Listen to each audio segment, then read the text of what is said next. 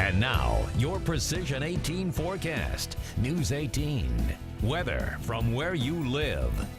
Well, we dodged a bit of a bullet. Massive storms rolled across parts of the Great Plains in the Midwest, further off to the south of us, over parts of Tennessee, Kentucky, southern Indiana. All of that rainfall, at least the majority of that, missing us over the last few hours. As of now, however, we're still seeing a couple isolated rain showers throughout the eastern half of the viewing area. On our Precision 18 radar, you can see still some light showers falling across Cass as well as Miami, Howard counties, even Clinton County at this point, catching some light rainfall. Over the last 24 hours, rain amounts an additional 1.5 inches for northern Tippecanoe County, right just over an inch in Fulton County, just under an inch, 3/4 of an inch actually, right at the Jasper-Pulaski County border. So we are seeing all this rainfall over the last couple of days, some portions catching as much as 3 inches of rainfall over the last 48 hours, and that is why we're dealing with flood warnings throughout the entire viewing area. Now, the latest forecast models have the Wabash River peaking just above moderate flood stage, about 24 feet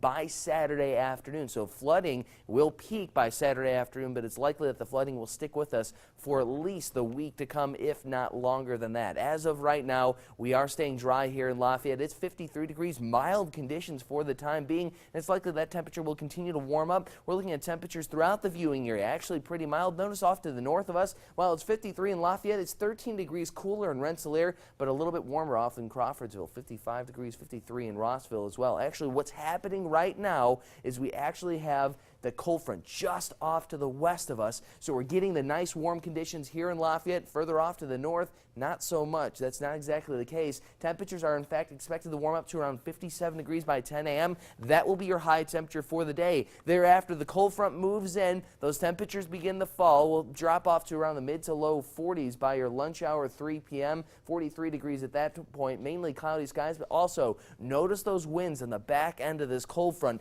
40-mile-per-hour sustained wind speeds, 45-mile-per-hour wind gusts are expected later in the day, and that is why we're also dealing with wind advisories throughout the majority of the viewing area. Everyone but Newton, Benton, Jasper counties, the wind advisory will be in effect today from 11 a.m. to 8 p.m. So once we get towards the evening, those winds will calm down a bit, but still, we are expecting gusty conditions even during the overnight hours. Scattered isolated showers are expected throughout the morning, then we begin to dry out. We'll actually see partly cloudy to mostly cloudy skies throughout the majority of your afternoon. The evening will clear out even more. Any isolated precipitation chances on our high-res futurecast, pay no attention to. We're just looking at pop-up cloud cover. We'll drop off to 30 degrees overnight tonight. Clear and cool with those winds still gusting up near 30 miles per hour. Now, tomorrow is actually going to be a pretty pleasant day. Mainly clear skies are expected. Afternoon high temperatures slightly below average. We'll reach a high in Lafayette right around 50 degrees for tomorrow afternoon before jumping up to 57 on Sunday.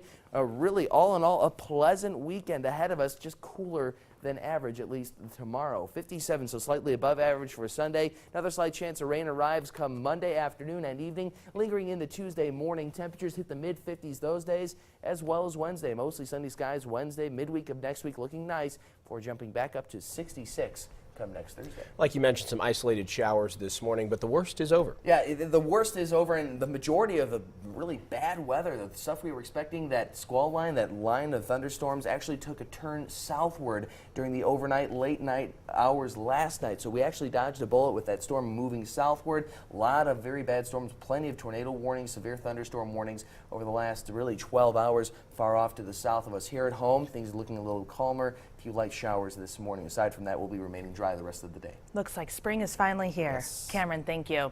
Coming up.